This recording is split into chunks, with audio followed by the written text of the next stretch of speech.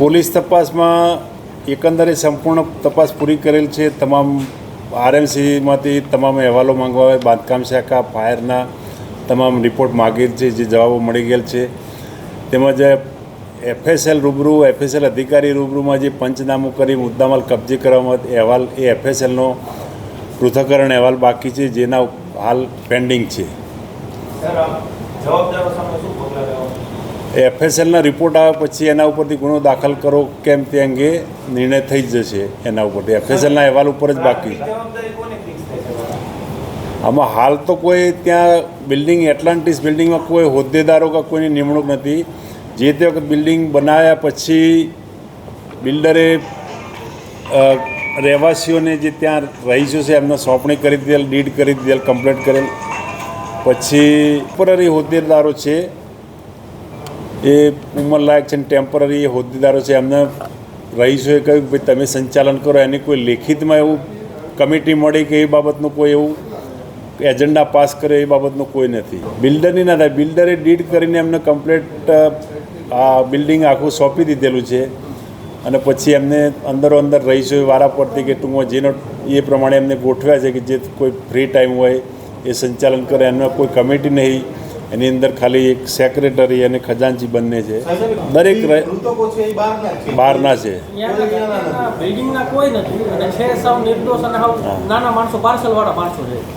જે ફાયરના સાધનો એ ટોટલી એ ફાયરના ઇન્સ્ટિટ્યુશનને બધા રિન્યુ એટલે ટૂંકમાં એ બધા પ્રોપર કામ કરતા હતા અને ટોટલી રિન્યુ થયેલા જે સેફવે કંપની છે એના તરફથી કમ્પ્લીટ દર વર્ષે ચેક થતા હતા, પણ ફાયર વિભાગમાંથી એમને એનઓસી મેળવેલ નથી, એનઓસી રિન્યુ નહોતી કરાયેલી।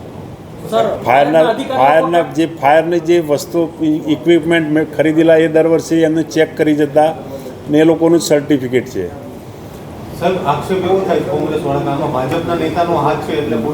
ના એવો આક્ષેપ નહીં, આમાં ટૂંકમાં એ જ છે કે એફએસએલનો જે રિપોર્ટ છે, એફએસએલમાં જે મુદ્દામાલ પૃથ્થકરણ એટલે મોકલી આપેલ છે એનો અહેવાલ પરીક્ષણ થઈને આવી જાય અને અહેવાલ ત્યારબાદ જે કાર્યવાહી હાથ ધરવામાં આવશે।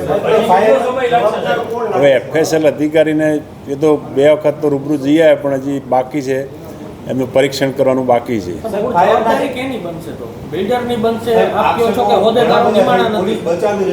ના એ વાત ખોટી, એવા કોઈ આક્ષેપો ખોટા છે, કોઈને બચે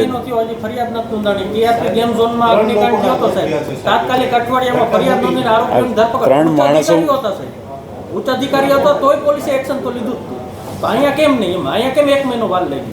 અને હવે એફએસએલના રિપોર્ટ ઉપર જ બાકી છે। પત્ર વ્યવહાર છે કરવામાં આવ્યો તો ત્યાંથી જવાબ શું આવ્યો છે? ફાયર કોર્પોરેશનમાંથી ફાયર વિભાગે એવું જણાવેલું કે અમે રિન્યુ માટે નોટિસ આપેલી, પરંતુ એમાં રિન્યુમાં જે નોટિસ એમને ઇસ્યુ કરી એમાં કોઈ હોદ્દેદારની કે કોઈ રહીશોની સહી નહીં, ફક્ત એમને નોટિસ બતાવી કે અમે આ નોટિસો ઇસ્યુ કરેલી છે। હવે પછી શું કાર્યવાહી? હવે એફએસએલના રિપોર્ટની રાહ જોઈ રહ્યા છે। એફએસએલનો રિપોર્ટ આવે પછી આવી જાય પછી તો આપ લોકોને જાણ કરવામાં આવશે। હવે એફએસએલના રિપોર્ટ આવે પછી જે તે જવાબદારી નક્કી થશે ને કે શું આમાં ટૂંકમાં અમારે પૂછવાનું હોય છે એસોસિએશનના પ્રમુખની, તો એસોસિએશન તો નિમાણું નથી આપ્યો છે, બિલ્ડરની આપ્યો છો કે નથી, તો આ ખરેખર જવાબદારી કોની? એમ સાહેબ આવી ઘટનાઓ બને કે જ્યાં કઈ એસોસિએશન કે ન હોય તો ત્યાં કોઈ ગુનેગાર જ ન હોય? ના એવું ના બને, પણ એફએસએલમાં ના કોઈ એવું પોલિટિકલ પ્રેશર કોઈ નહીં હોય।